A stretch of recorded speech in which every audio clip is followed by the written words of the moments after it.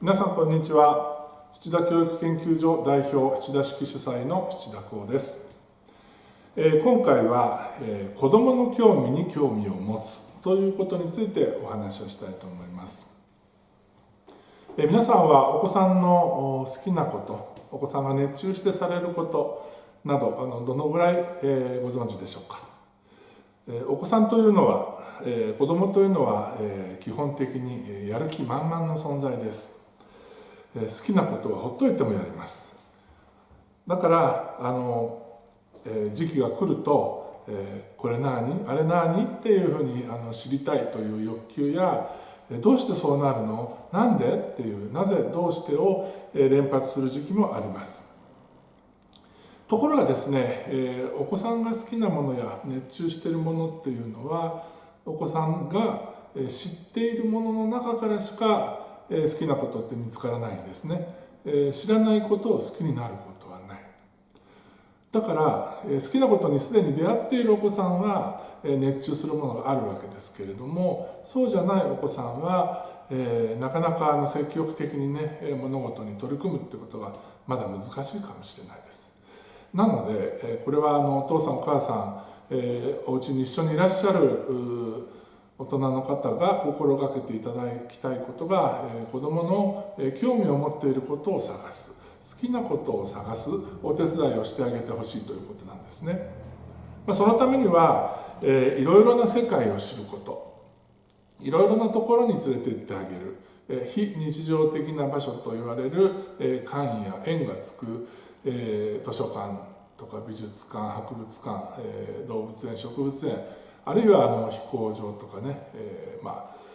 相撲とか何でもいいんですけれどもファミリーコンサートとかね、いろいろなジャンルのものにこの子はこういうの好きかなっていうのをね、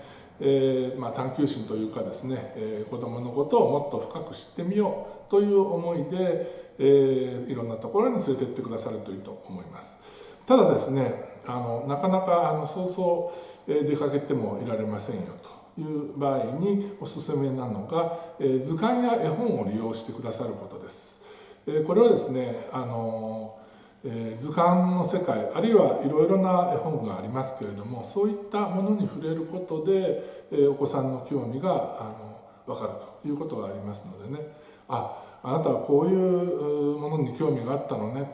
星座に興味があるのだったらね、昼間でも星座を見ることのできるプラネタリウムっていうところに行ってみようかとかね、そういうふうに発展をしていけばいいわけです。お子さんが例えばファミリーコンサートに連れて行った時に身を乗り出して他のどの兄弟にもない反応を示し、この子音楽好きかも、そう思われたらですね、小さなピアノを与えてみるとかね、バイオリンを与えてみるとか、実際にそういう教室で習い始めてみるとか、そういうふうにして、興味を深めていくことによって子どもの才能を磨くこともできますし、子ども自身が自分が熱中するものを早く見つけることができるというわけです。好きなものが見つかってそれに夢中になって熱中していくことによってそれがだんだん得意になってきます。で、何か一つ自分はこれが得意っていうものが見つかるとね、これは大きな自信になります。できないことがいろいろあっても自分にはこれがあると思えるものがあると子どもというのは、やる気を失わないんですね。ところがあれも中途半端これも中途半端っていう状態のまま育てていくと、僕はそれはできないとかね、私には無理とかね、そういうふうに否定的に自分に対して前向きになれない、そういうことが、起きてきますのでね、何か得意なものを、ができるように好きなことを見つけてそれを伸ばしてあげる環境づくりをするのが周りの大人の務めであるのではないかなと思います。それは本来お勉強に関することで好きになるものが出てくると、親もねちょっとね安心ですよね。この子は、国語はちょっとあれだけど算数が得意だからとかね、あるいは算数は苦手だけど、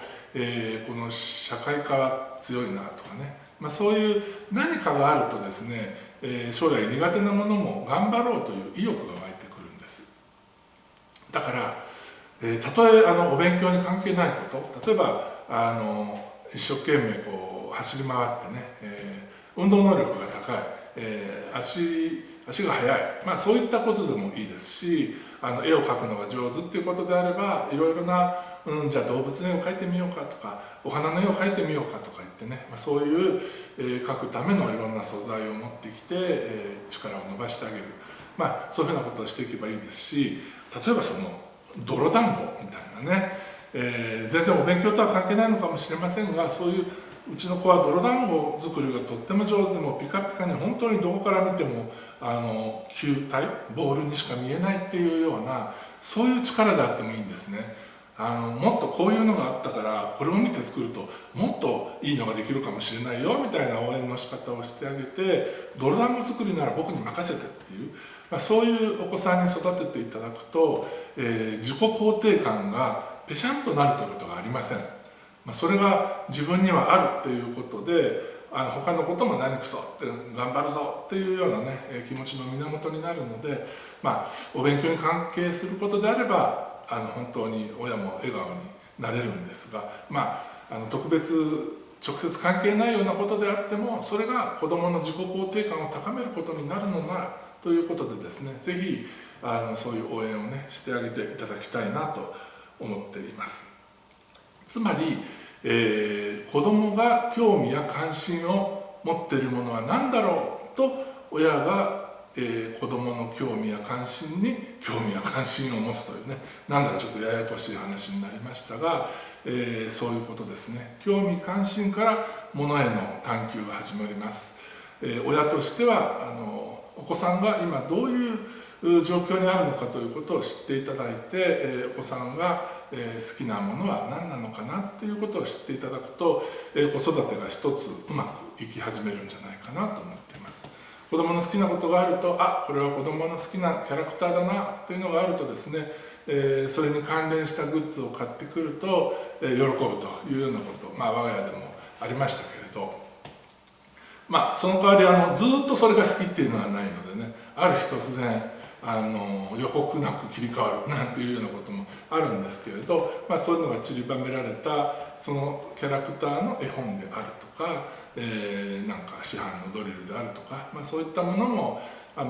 やる気を出さない時にはこんなのもあるんだけどな、これが終わったら1枚やってみいよみたいなね、そんな持っていき方もありますし、子どものやる気を引き出すということですね。勉強しなさい勉強しなさいって言ってやってるうちは本物じゃないですよね。今日はお父さん見てないからお母さん見てないからっていう、それでやらないっていうのだと本当の力にはならないです。子供はいずれ、親元からね、巣立っていくわけですから、そんな時にでも一人暮らしを始めて、例えば大学生の時には一人暮らしをして自分で勉強をしなきゃいけない、そういう状況にあって親は勉強しなさいって言えない状況にあっても大丈夫、あの子ならほっといてもやるからっていうね、そういう子育てを心がけていただくことが良いと思いますね。子育てというのは何歳までが子育てというのか定義は分かりませんが、いつになってもある意味子供は子供でありますけれども、金銭的な自立以外のことはね、大抵のことは10代でねある程度できていくんじゃないでしょうか。生活習慣的な自立っていうのは身の回りのこと、洗濯をするとか服を畳むとか、それから料理をするとか、裁縫をするとか、いろいろね一人でやらなきゃいけないとなるといろんな技能を持ち備えなければいけませんけれども、一人暮らしをいざ始めると、できてしまうこともあります。ただうまくいくためには小さな頃から、もう2歳からお手伝いができるって言いますんでね、年齢に応じたお手伝いをしてもらうことで一つ一つ生活技能レベルを高めていくということが大事なんじゃないでしょうかね。家にいることが多いということでありましたら、ぜひそういうお手伝いなどね、今までやってみなかったことをやってみるということにチャレンジしていただくのもいいんじゃないかなと思っています。主催者の創始者の七田誠が認めて褒めて愛して育てるということを言っておりました。ぜひですね、この認めて褒めて愛してという育て方をモットーにしてくださると、楽しくいい子育てができるんじゃないかなと思っています。はい、じゃあ今回は以上で終わります。